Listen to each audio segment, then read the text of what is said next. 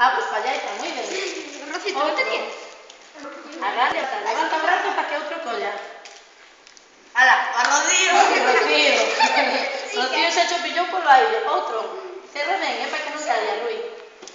Estendio para os de adiante. Moi ben. Xa que les daría Juan. No, para las chicas no, las chicas ya tienen. Para los chicos tienes ahí a Ramón. Yo no tengo. No, bien, a Ramón que está de frente.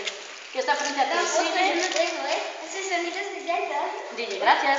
Ay, qué broma. No, ahora puedes soltar.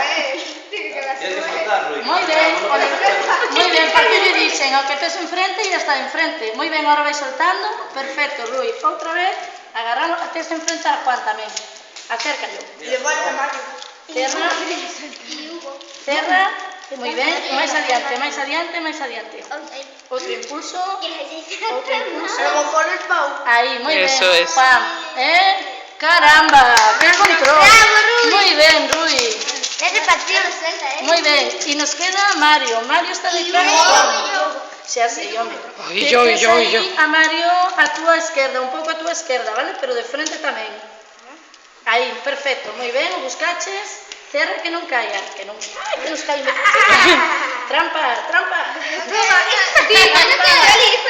No, dalle a Mario, estende. Moi ben, búscao. Moi ben, Mario. Perfecto. E nos queda Hugo. Nos queda Hugo, Veña.